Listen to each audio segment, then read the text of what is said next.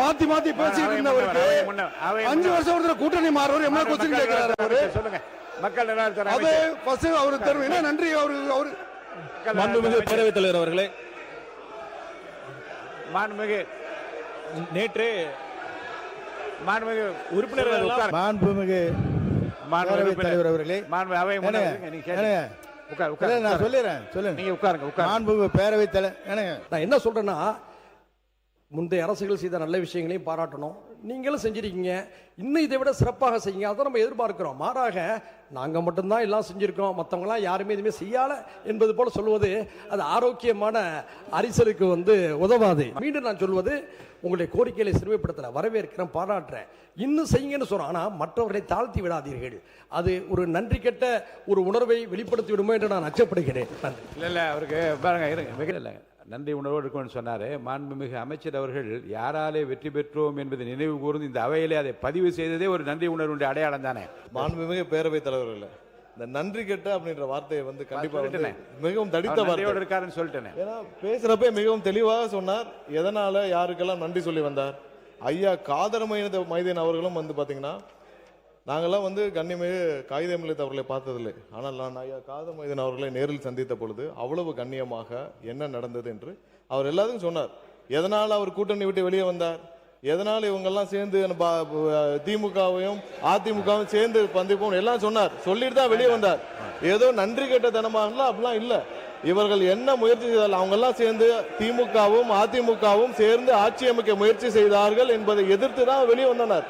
இந்த வார்த்தைகளை அவர் தவிர்த்தால் இது போன்ற தேவையற்ற விவாதங்கள் இங்கே வராது. அதையெல்லாம் தெளிவா அவர் பத்திரிகையில பேட்டியில சொல்லிட்டு தான் வந்தார். அதனால தேவையற்ற வார்த்தைகளை தவிர்த்தாலும் இது போன்ற விவாதங்கள் வராது. தெளிவாக இந்த அவையும் தெளிவாக செல்லும் என்பதை தெரிவித்துக் கொள்கிறோம். இந்த சூழலையும் வன்னியர் மக்களுக்கு இடஒதுக்கீடு பெற்றுத் தருவதில் முதலில் நின்று களப்போராளி திராவிட முன்னேற்ற கழகம் என்பதை பதிவு கடமைப்பட்டிருக்கிறது. அவர்களுடைய தலைவர் தான் கொடுத்தார், நாங்க இல்லைன்னு சொல்லல. பல போராட்டங்களுக்கு பிறகு ஒரு நாள் சாலை முறையில் எங்களுடைய மருத்துவர் ஐயா அவர்கள் 21 உயிர்களை தியாகம் செய்த பிறகு வன்னியர் சமுதாயத்திற்கான இடஒதுக்கீடு கோரப்பட்டது. 108 சமுதாயத்தையும் சேர்த்து இடஒதுக்கீடு வழங்கப்பட்டது. அதையும் நாங்கள் மனதார வரவேற்றோம். இஸ்லாமிய மக்களுக்கு மாண்புமிகு புரட்சி தலைவி அம்மா அவர்கள் ரமலான் மாதத்தில் அந்த அரிசியை மெட்ரிக் டன் 5700 உயர்த்தி தந்தாங்க. நாகூர் தர்காவுக்கு சந்தன கட்ட தந்தாங்க.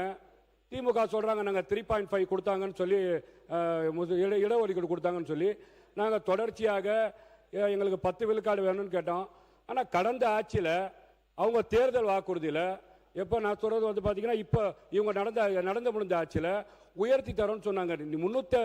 3.5% கொடுத்தது தமுமுகவா இருக்கும் போது பேராசிரியர் ஜவஹர்லால் அவர்கள் கையும் மதியாரக்கூடிய பொதுச் செயலாளர் எஸ் ஹைதர் அவர் கையில கொடுத்தாங்க, நான் ஒத்துக்கிறேன். அதுக்கப்புறமா இவங்க கொடுத்த வாக்குறுதி இஸ்லாமிய மக்களுக்கு உயர்த்தி தரோம்னு சொன்னாங்களா, கொடுத்தாங்களா இல்லையா? இஸ்லாமிய மக்களுக்கு எல்லாம் கொடுத்தாங்க இதை மட்டும் சொல்றாங்க.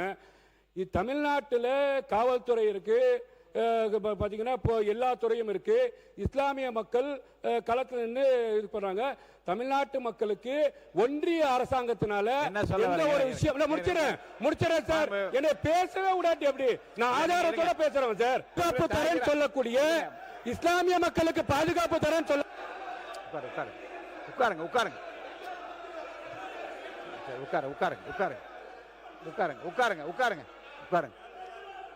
நீங்க உட்காருங்க. அவர் உட்கார்ந்துட்டார், உட்காருங்க. நீங்க உட்காருங்க. என்ன இல்லைங்க உட்காருங்க. பாருங்க இஸ்லாமிய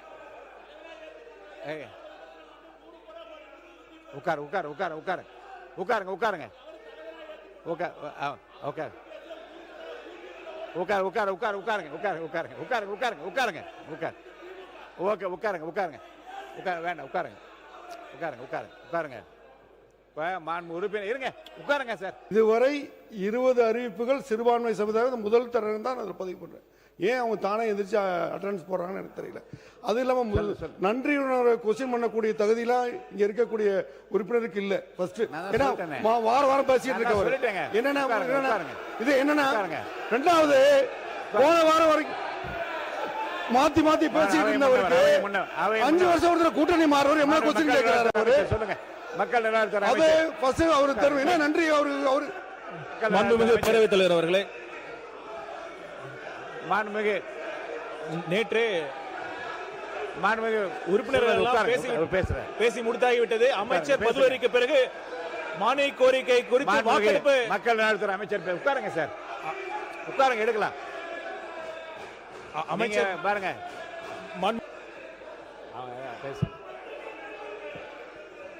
மாண்புமிகு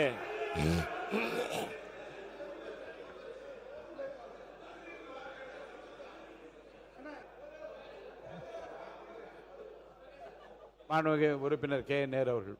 அவர் உங்களுக்கு உங்களுடைய ஆட்சியை உங்களுடைய தலைவர்களை பற்றி புகழ்ந்து பேசினார். அவரை பார்த்து தமிழ் மன்சாரியை பார்த்து நன்றி சொல்வதற்கு முடியாதுன்னு சொல்ற தகுதி இல்லைன்னு சொல்றாரு. அது எப்படின்னு தெரியுது? அது எப்படி சொல்றது? தமிழ் மன்சாரியை பேச சொல்லுங்க. மாண்புமிகு அவை முன்னவர் அவர்கள். மாண்புமிகு பேரவைத் தலைவர் அவர்களே, மாண்புமிகு அவை முன்னவர் நீங்க கேளுங்க. உட்கார் நான் சொல்லிடுறேன், சொல்லுங்க. நீங்க உட்காருங்க, உட்காருங்க. மாண்புமிகு பேரவைத் தலைவர் மாண்புமிகு அவை முன்னவர்.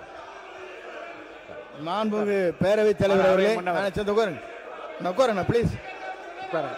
அவை நீங்க மாண்புமிகு அவை முன்னவர். மாண்புமிகு பேரவை அவை முன்னவர். மாண்புமிகு அவை முன்னவர். மாண்புமிகு அவை முன்னவர். மாண்புமிகு அவை முன்னவர். யார் ஆங்கிலத்தில் யார் பேசுற? சொல்லுங்க, என்ன விஷயம்? என்ன சொல்ல வரீங்க? உட்காருங்க, கொஞ்சம் உட்காருங்க. உட்காருங்க, உட்காருங்க. அவை மாண்புமிகு பேரவைத் தலைவர் அவர்களே, மாண்பு உறுப்பினர் அவர்கள் நீங்கள் நன்றி சொல்லி இருக்க வேண்டும் என்று தான் சொன்னாரே தவிர நான் இருங்க இல்லை. ஆகவே அவர் இல்லை ஆகவே இந்த பிரச்சனையை தொடர்ந்து சபையிலே இன்னைக்கு தான் கொஞ்சம் நல்லா இருக்குன்னு நினைக்கிறேன். இன்னைக்கு கண்டினியூ பண்ணிடாதீங்க ப்ளீஸ். அதனால கொஞ்சம் உதவி அன்போடு கேட்டுக்கொள்ளுங்க. மாண்புமிகு இருங்க, நான் சொல்லி இதை முடிவு சொல்றேன். மாண்புமிகு